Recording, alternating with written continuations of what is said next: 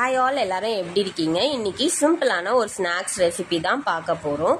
மோஸ்ட்டாக எல்லார் வீட்லேயும் பொரி இருக்கும்னு நான் நினைக்கிறேன். அந்த பொரியை வச்சு என்ன பண்ணுறதுன்னு தெரியாமல் இருந்தீங்கன்னா இந்த ரெசிபி ட்ரை பண்ணி பாருங்கள். மோஸ்ட்டாக எல்லாரும் ட்ரை பண்ணியிருப்பீங்க. ஆனால் நான் எங்கள் வீட்டில் இது ஃபஸ்ட் டைம் ட்ரை பண்ணதுனால இந்த வீடியோ உங்களுக்கு ஷேர் பண்ணுறேன். இந்த பொரி உருண்டை செய்கிறதுக்கு 1 கப் நான் இடித்த வெல்லம் எடுத்து வச்சுருக்கேன். இதுக்கு 4 கப் பொரி நம்மளுக்கு தேவைப்படும். இந்த பொரி நல்லா கிறிஸ்பியா இருக்கணும். நமுத்து போய் இருந்ததுன்னா அதோட டேஸ்ட் அவ்வளவா தெரியாது. ஸோ நல்லா கிறிஸ்பியான பொரியா ஒரு 4 கப், எந்த கப்ல வெல்லம் எடுத்தீங்களோ அதே கப்ல 4 கப் பொரி எடுத்துக்கோங்க. இந்த பொரியை நல்லா பாக்ஸ்ல போட்டு நல்லா மூடி வச்சுக்கோங்க. இப்போ 1 கப் வெல்லம் எடுத்துருந்தோம்ல, அது ஒரு கடாயில போட்டு ஸ்டவ் ஆன் பண்ணிட்டு ஒரு 1/4 டம்ளர் தண்ணி ஊற்று நல்லா கரைச்சிடுங்க. வெள்ளத்தில் எதனா தூசி மண் எதனா இருந்ததுன்னா அதை எல்லாத்தையும் ஃபில்டர் பண்ணி நம்ம எடுத்துக்கலாம். இப்போ இந்த வெள்ளம்லாம் நல்லா கரையணும். கரைச்ச அப்புறம் இதை ஃபில்டர் பண்ணிக்கணும். ஃபில்டர் பண்ண அந்த வெள்ளத்தை திரும்ப அதே கடாயில் ஊற்றி ஒரு 3 to 4 minutes நல்லா கரண்டிகிட்டே இருந்தோன்னா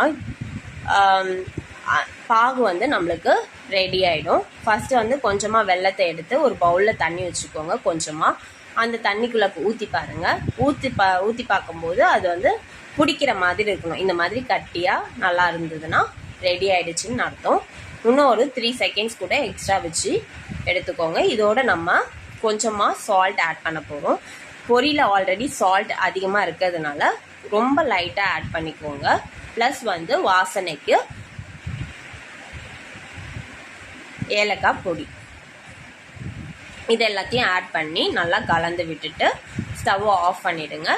இப்போ இந்த வெல்லத்தோட நம்ம என்ன ஆட் பண்ண போறோம்னா, எடுத்து வச்சிருந்தா அந்த 4 கப் பொரியை தான் ஆட் பண்ணி நல்லா கலர்ன அப்புறம் இந்த பொரியோட வெல்லம் எல்லா பொரியோடையும் மிக்ஸ் ஆகிக்கணும். அந்த அளவுக்கு நல்லா கலந்து விட்டுக்கோங்க.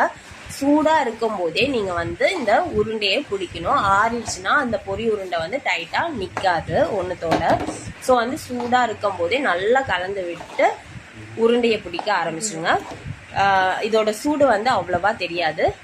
உருண்டை பிடிக்கும் போது கையில் கொஞ்சம் அரிசி மாவு சேர்த்துக்கோங்க. இந்த மாதிரி அழகாக உருண்டை பிடிச்சி எடுத்தீங்கன்னா சுவையான பொரி உருண்டை ரெடி.